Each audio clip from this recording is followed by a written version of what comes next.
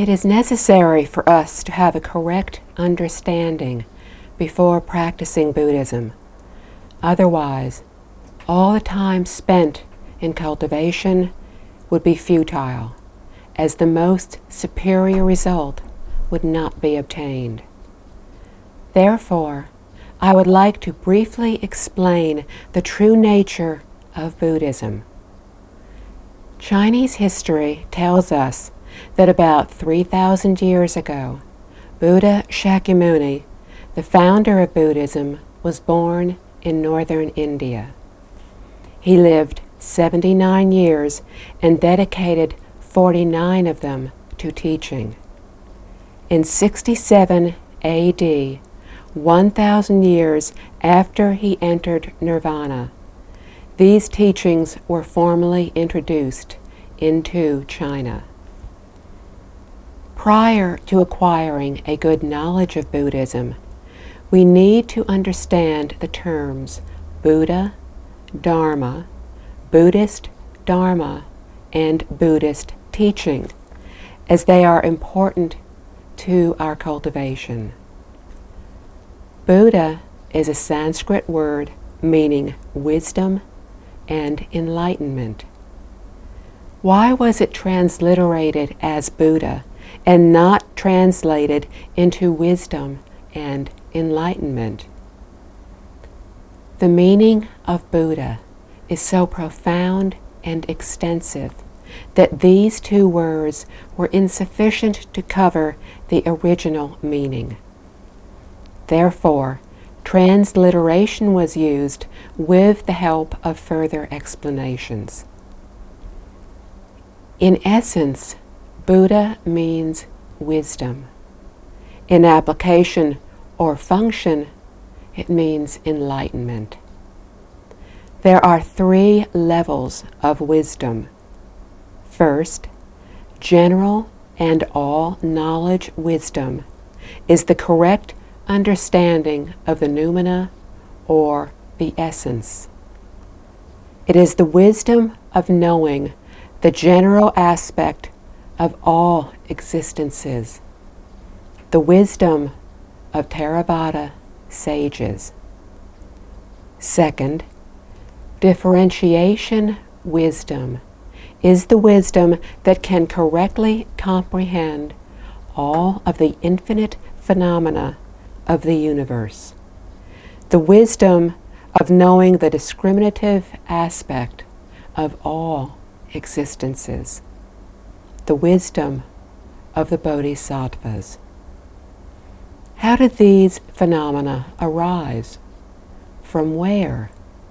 In what way? What were their results?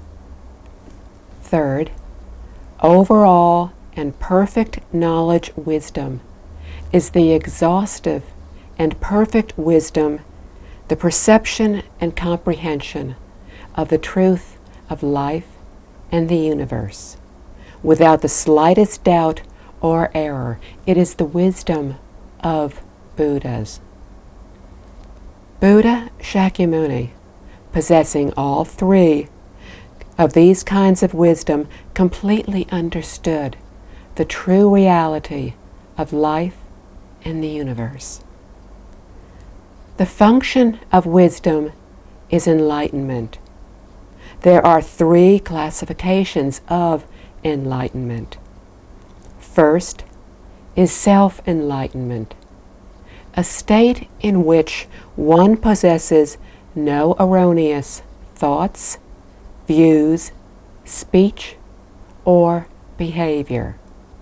Arhats and Pratyeka Buddhas and Theravada Buddhism have attained this level of self-enlightenment, but they have not yet generated the Bodhi mind, the mind to help all others achieve enlightenment as well. Second is enlightenment of self and others, a state in which one helps all others to reach enlightenment after achieving their own. Bodhisattvas in Mahayana Buddhism have attained this level. Third is perfect, complete enlightenment, a state in which one reaches both perfection in enlightenment for self as well as helping others to reach enlightenment. This is the state of the Buddhas. The Buddha told us that this perfect wisdom and virtue are innate to all beings. The sutras, recorded teachings of the Buddha, tell us that all sentient beings can attain Buddhahood, and every being possesses the wisdom and virtuous character of the Buddha. In other words, all beings are equal to Buddhas in nature. However, due to our discriminating and wandering thoughts and attachments, which are the root cause of all sufferings and disasters, we have temporarily lost our original Buddha nature. Thus, we continue being born until the endless cycle of birth and death. The more we rid ourselves of these wandering thoughts and attachments, the more we will experience freedom from suffering, and the more wisdom and enlightenment we will uncover. Once we completely free ourselves from discriminating and wandering thoughts and attachments, our fixations to certain ideas or objects, we will regain our lost Buddhahood, our original perfect enlightened self, our original self-nature Buddha. Possessing great wisdom and enlightenment enables us to truly know all that exists and all that is infinite. This includes matters and objects as tiny as a speck of dust or the finest hair on the human body, to those as great as the infinite universe. All of these are the objects of our perception, or wisdom and enlightenment. The Buddha used the word Dharma to symbolize all of these infinite phenomena. Buddhist Dharma, or principle, is the infinite wisdom and enlightenment, the perception of all things and laws in life and the universe. Chinese people often say that Buddhist Dharma is as infinite as the object perceived, and the wisdom perceivable is infinite. This wisdom is innate to our original self-nature. The Buddha said, "Our innate perception and the objects in the universe perceived are one, not two." When we think about it logically, if the Buddha's words are complete and perfect, then we can believe that this wisdom and enlightenment are ultimate and perfect. However, if perceived and perceivable are opposites, then wisdom can hardly be complete and perfect, but rather it is limited. The Buddha told us that knowable and known, perceived and perceivable are one, not two. This is called the one true Dharma realm, the most genuine, perfect, and highest realm, as explained to us in the Flower Adornment Sutra. The Western Pure Land of the Pure Land School also belongs to and is not separate from the one true Dharma realm. The Western Pure Land was created by Buddha Amitabha as an ideal place of cultivation, as those who are born there are no longer subject to reincarnation within the 6 realms. In 1923, a well-known Buddhist scholar, Mr. Jing-U Ouyang, gave a speech at Nanjing Normal University in China, entitled "Buddhism is neither a religion nor a philosophy, but an essential for our modern world."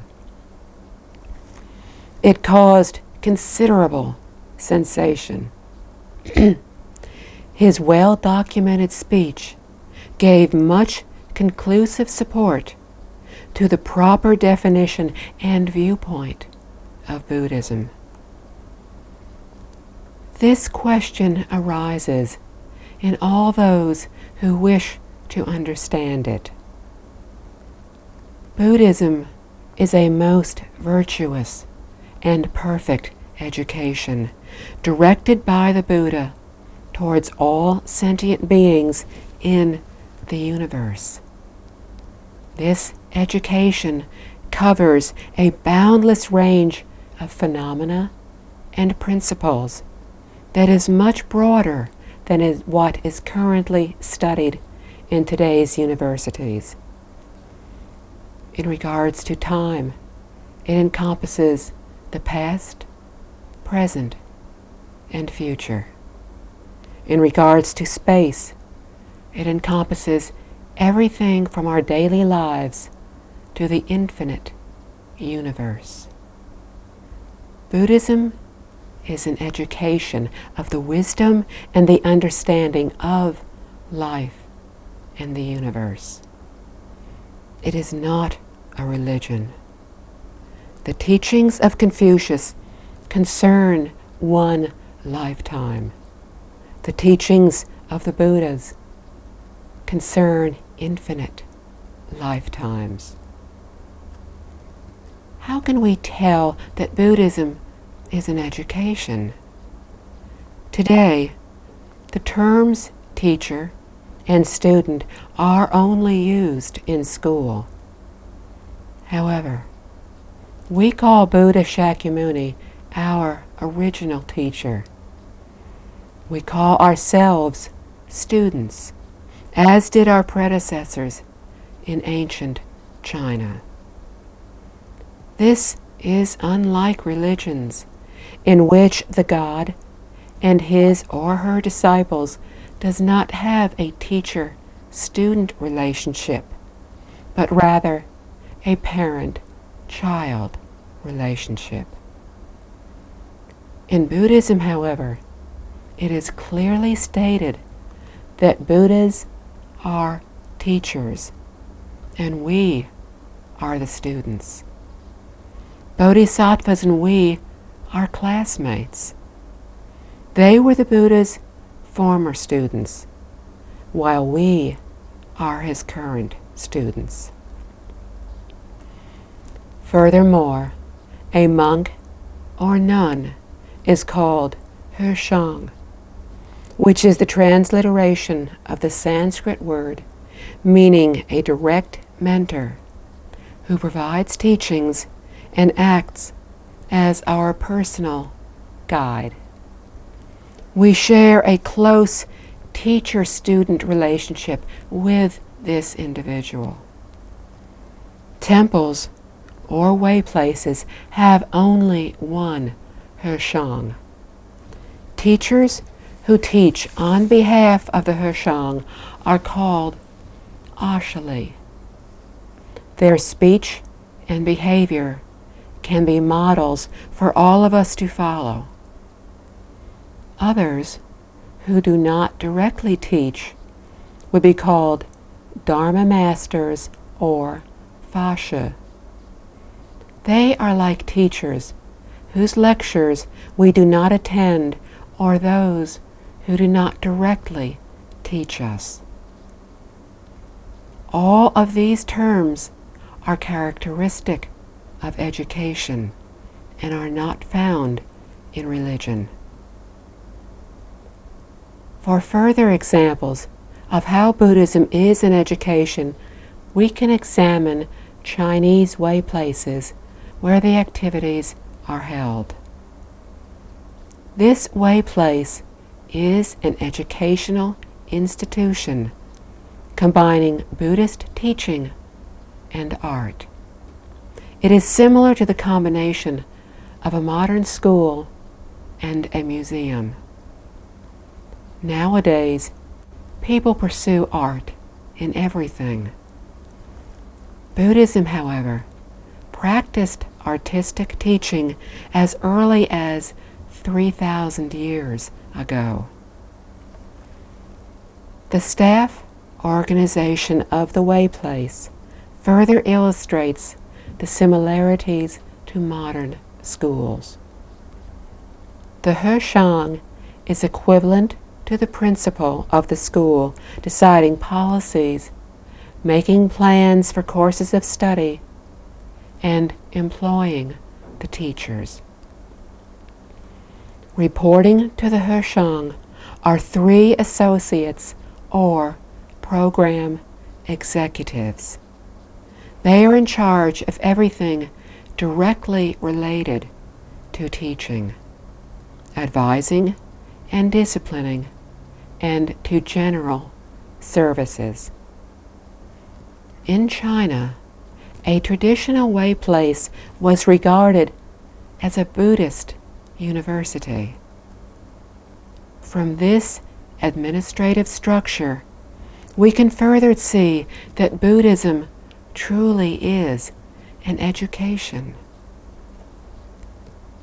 Currently, there are at least 5 forms of Buddhism. The first form is the traditional form that I have just discussed. It is the education of the Buddha's teachings. This original form is rarely seen today. The other 4 forms are deviations from this one. The second form is religious Buddhism. Although originally not a religion, it has become one in the past few hundred years. Why? The external form of Buddhism is indeed that of religion. It is no longer the education found in traditional way places, where cultivators had up to 16 hours a day for both cultivation and for study. The lessons included listening to lectures and the following discussions. The cultivation session included either Buddha name chanting or sitting meditation. Study and cultivation were used hand in hand to strive for the right and proper understanding and practice, to purify practitioners' minds, and to eventually attain the state of enlightenment. Since the monks and nuns spent 16 hours a day on study and cultivation, there was little time for discriminatory or wandering thoughts, and so achievement could be attained relatively quickly. Unfortunately, this traditional form of Buddhism is seldom seen nowadays in way places, for many of them have become a place to make offerings, to pray for blessings, and to conduct memorial services. it is little wonder that people regard Buddhism as a religion. The third form is philosophical or academic Buddhism, often seen as a course in today's colleges. This is inappropriate. Why? Buddhism education is a complete university in itself. It includes all branches of learning. But now it is reduced to merely a philosophical discipline. Regarding it as such, we miss the importance of the fact that the teachings are a necessity for all sentient beings. Why? Because these teachings can resolve all problems ranging from those in our current lives to those in the future, including even those of birth and death. Buddhism's scope is broad and profound, and regarding it as merely an academic study is frankly another deviation. These two forms cause no serious harm to society. Religions try to encourage people to do good. Philosophy strives to pursue truth and to gain knowledge. The fourth and most recent deviation in Buddhism is as a show. It consists of a few hours of music and singing, with a short talk in between. However, the fifth form is a deviation that has gone too far. That is the one of the distortion of Buddhism into a cult. This deviated form has appeared in the last 30 to 40 years. The exploitation of Buddhism by evil cults has gone too far. In the name of Buddhism, they take advantage of the weaknesses of human nature, creating chaos by cheating and misleading people, endangering the safety of the public.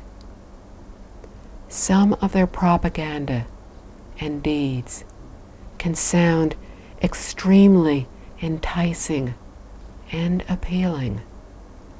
However, if we join their activities, which are doomed to ruin, by the time we realize our mistake, the damage will have already been done.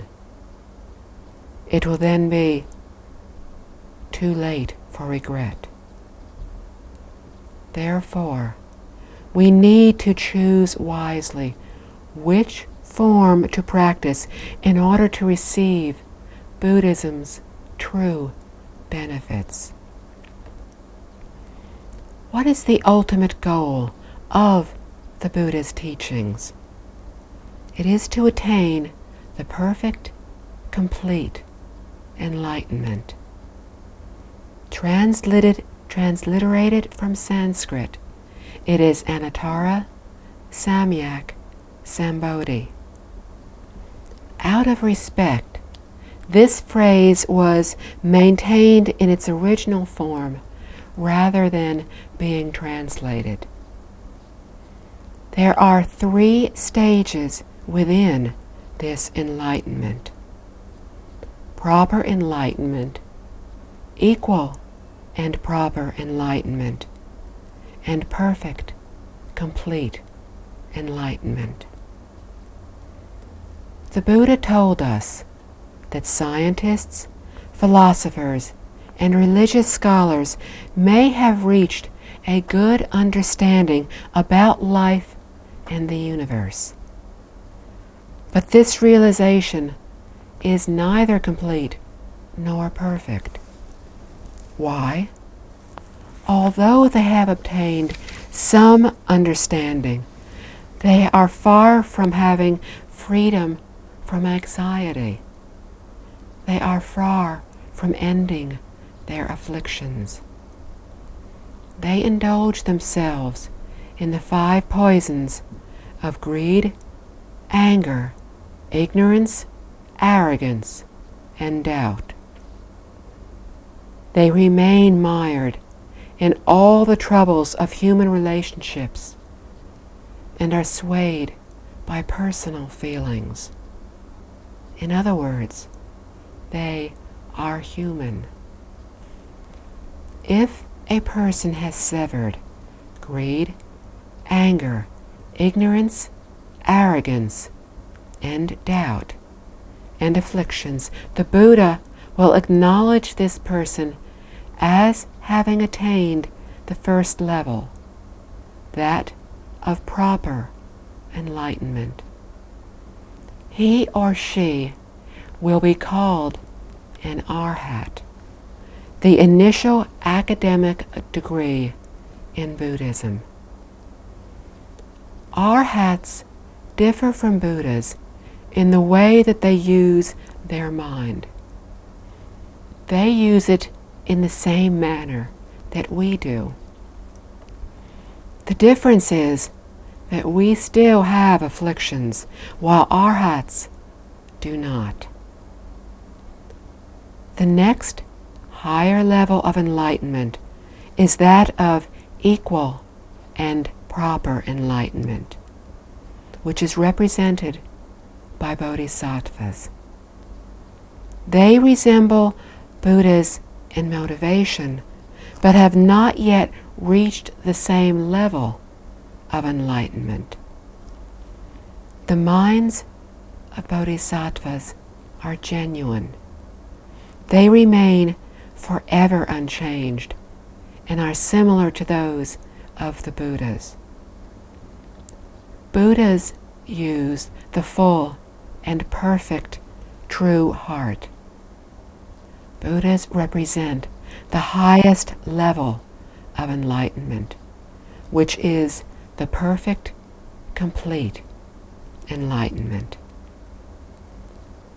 In Buddhist classic literature, the perfect, true mind of a Buddha was symbolized by a full moon. The mind of a Bodhisattva was symbolized by a crescent moon, which was neither full nor perfect.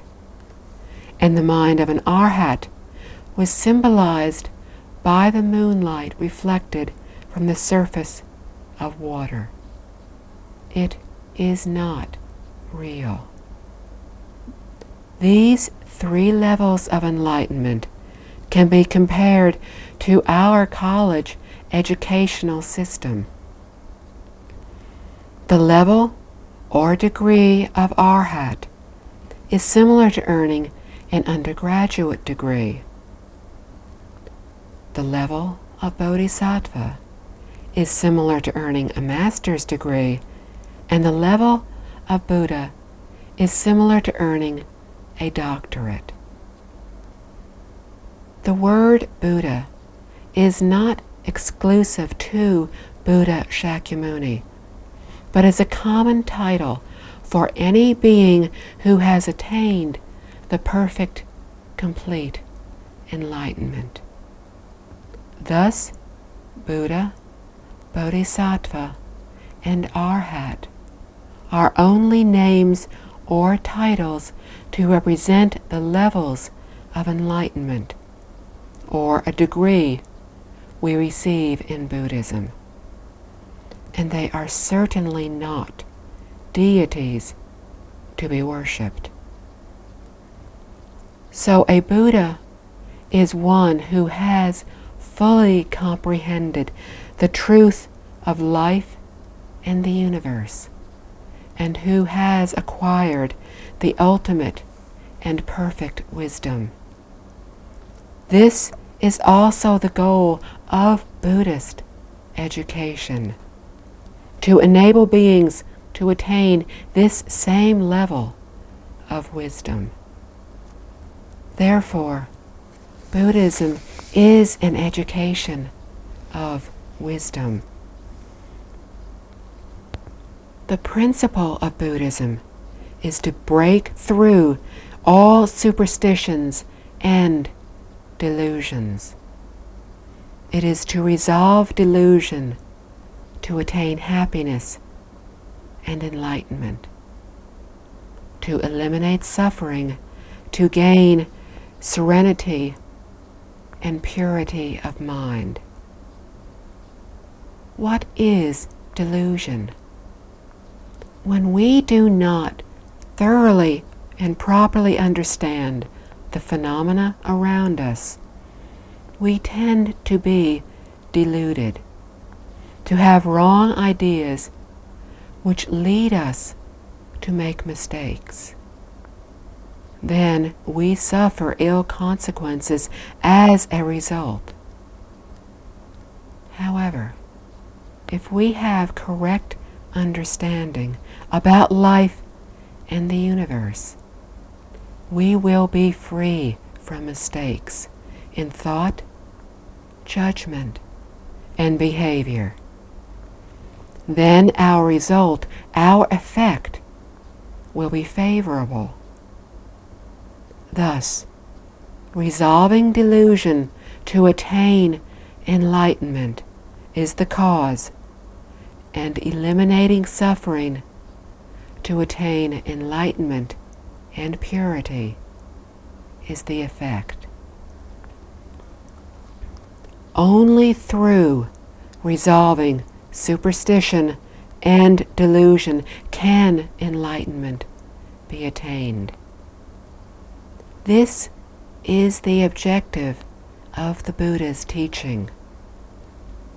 This wisdom will enable all beings to differentiate true from false, proper from improper, right from wrong, and good from bad. It can help us to establish a dynamic and caring attitude toward life and our surroundings.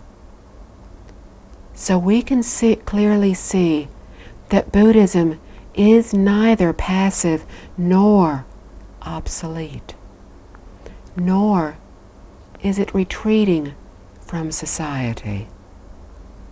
As said in the Buddha Speaks of the Infinite Life Sutra of adornment, purity, equality, and enlightenment of the Mahayana school, or the Infinite Life Sutra. Buddhism can perfectly solve all afflictions and problems. It enables us to attain true and ultimate benefits by creating fulfilling lives, happy families, harmonious societies, prosperous societies, and a peaceful world. These are the objectives of the Buddha's teachings for our world now. The ultimate objectives of abandoning all worries, thus transcending the 6 realms, are even more incredibly wonderful. Therefore, we can see that Buddhism is an education that will enable us to attain truth, virtue, beauty, wisdom, and genuine eternal happiness. After understanding the goals and principles of the Buddha's teachings, we need to deepen our understanding of the Dharma. What is the Dharma? It is the true reality of life and the universe. It is all the teachings of the Buddhas, which are included in sutras. These ancient textbooks documented all of the Buddha's teachings and were recorded by his students. The most basic one of Mahayana Buddhism is the original vow of Earth Treasure Bodhisattva Sutra. It can be regarded as a textbook for first grade students, within which the truth was clearly spoken, not with spoken language, but with emissions of light. This sutra, as told by Buddha Shakyamuni, begins with his emitting infinite bright lights, called the Great Perfection Brightness Cloud, the Great Compassion Brightness Cloud, the Great Wisdom Brightness Cloud, the Great Prajna Brightness Cloud, the Great Samadhi Brightness Cloud, the Great Auspicious Brightness Cloud, the Great Good Fortune Brightness Cloud, the Great Merit Brightness Cloud, the Great Refuge Brightness Cloud, and the Great Merit Brightness Cloud. Although 10 kinds are given, it does not mean that there are only 10. The number 10 is regarded as a symbol of perfection, a complete cycle symbolizing infinity. What is called perfection in the Earth Treasure Sutra is called infinity in the Infinite Life Sutra. Not only life can be infinite, but everything can be infinite. However, of all infinities, that of life is the most important. We may have boundless wealth and immeasurable good fortune, but how can we enjoy them if we do not have sufficient lifespans? Therefore, the Pure Land School uses infinite life to symbolize all infinities. In the Earth Treasure Sutra, the 10 brightness clouds represent this concept. One is all, and all is one, clearly explains the infinite cosmos and life. Upon what did the Buddha base his teachings of life and the universe? First is the Great Perfection Brightness Cloud. The Great Perfection of Tibetan Buddhism is the true self-nature in Chinese Buddhism. The true self-nature is great perfection. The following 9 clouds of compassion, wisdom, etc. are perfect. Everything is perfect. This great perfection is our own innate, true self-nature. It was from this initial point that the Buddha imparted the infinite teachings to us, thus revealing the true nature of all phenomena in the universe. Everything that the Buddha taught to us is innate. It is our original true self-nature that is within each of us. The purpose of his 49 years of teachings was to help us to learn how to live happy and fulfilling lives. This unique and complete education is for all sentient beings and is much more vast and extensive than that found in our modern educational system.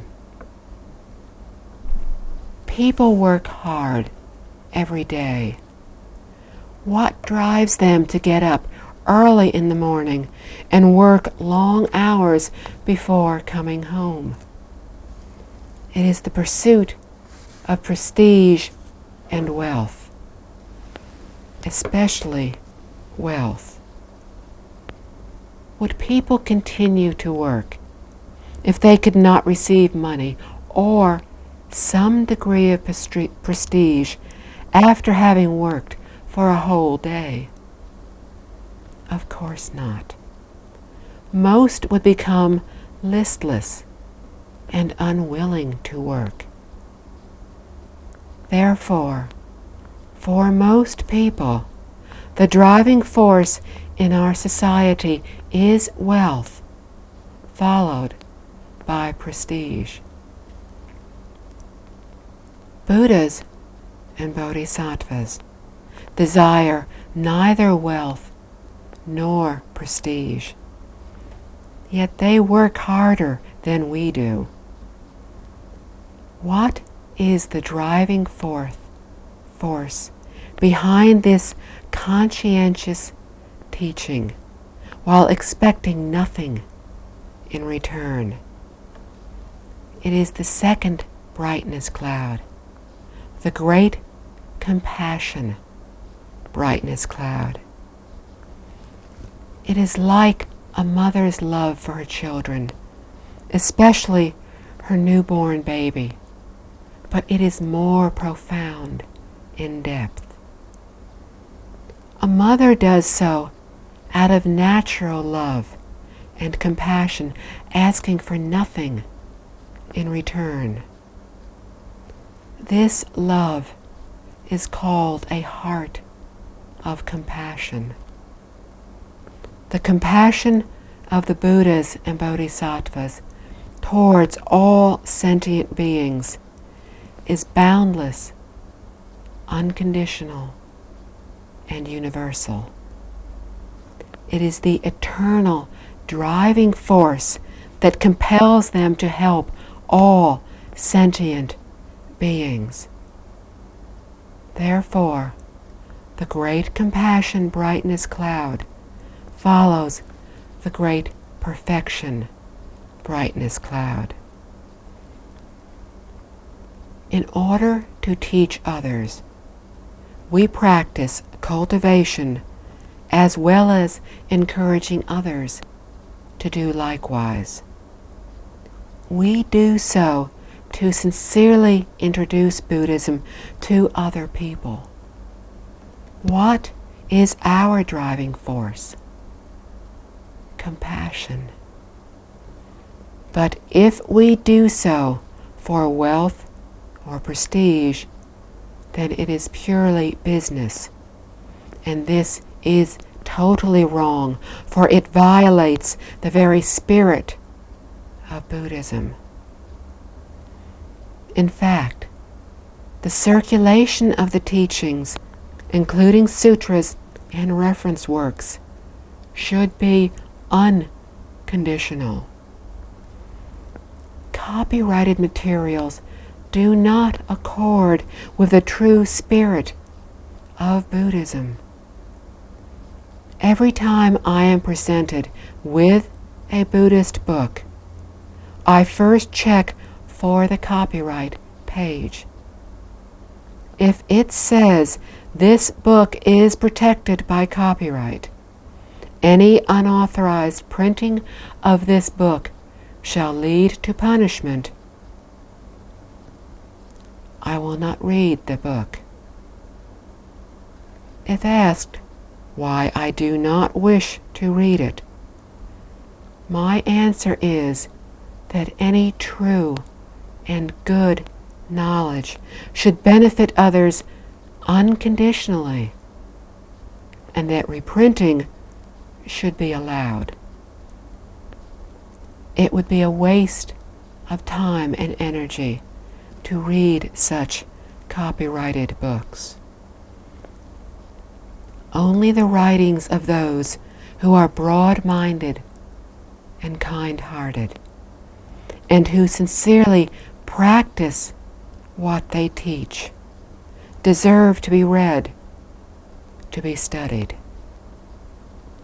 How can we expect a narrow-minded, profit-seeking person to write good things and conclude them with a great perfection? Compassion is built on rationale and is free from emotion. To be otherwise, it is delusion, and therefore it is wrong. There are two Buddhist sayings. The first, compassion is the essence. Convenient means is the way to accommodate people with different capacities. The second seemingly says the complete opposite. Compassion often incurs misfortune, and convenience often leads to immorality. The reason behind this apparent contradiction is that if we ignore rationality and instead yield to emotion, compassion then often results in misfortune, while doing favors for someone gives rise to immorality. Hence, this is followed by the great wisdom brightness cloud, the third brightness cloud, the third of the 10 great perfections. Perfect wisdom gives rise to perfect compassion. Wisdom is the method of convenience. Only by wisely utilizing methods of wisdom and compassion can we help sentient beings be enlightened, be freed from suffering. The next brightness cloud is the great prajna, intuitive wisdom brightness cloud. What is the difference between intuitive wisdom and wisdom? The Great Wisdom Sutra states, prajna, innocence, knowing nothing. It is the intuitive wisdom without knowing, and yet knowing everything. Without knowing is intuitive wisdom. Knowing everything is wisdom. In other words, one is essence and the other is function. From a different perspective, wisdom is the knowledge of things and the realization of truth. Intuitive wisdom, our original wisdom, is that which can free people from afflictions and worries. Acquired wisdom is that which can interpret all phenomena in the universe. It arises from the original wisdom. if we cannot completely attain the great perfection of the universe, how can we teach about it to others? When worries are completely eradicated and ignorance dispelled, we can attain our own great perfection and restore our original ability. From that point on, we are in a state of total awareness and are capable of doing everything. We are omniscient and omnipotent. The brightness clouds of wisdom and intuitive wisdom contain profound meanings and are the perfect, complete wisdom. How do we attain wisdom? It is innate to our self-nature, but it is now covered. Where is it? The Buddha told us that it is not permanently lost, but just temporarily lost. When we reach enlightenment, we can uncover this wisdom. Then how can we free ourselves from delusion and recover our original ability? One method taught by Buddha Shakyamuni is deep concentration, which is also called Great Samadhi, brightness cloud. Samadhi is another transliteration from Sanskrit, meaning the proper enjoyment, which has the same meaning as deep concentration. Buddhism emphasizes cultivation or correcting our thoughts and behavior. It is to correct everything that arises from our body, mouth, and mind, the three karmas of erroneous behavior, speech, and thought. To correct these three karmas, we start from the mind. As the Zen school teaches, cultivation should start from the root. What is the root? It is the mind.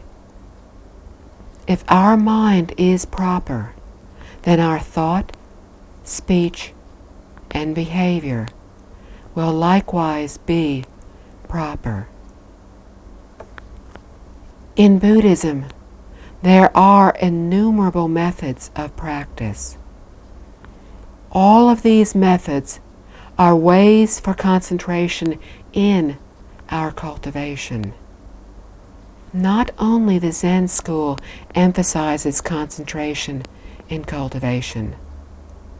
All the schools do, although they may not use the term meditation. Pure Land Buddhism calls it one mind undisturbed, or purity of mind. Tibetan Buddhism explains it as the three mystic practices, the three karmas of body, mouth, and mind, corresponding to that of the Buddha. Used here, corresponding means concentration.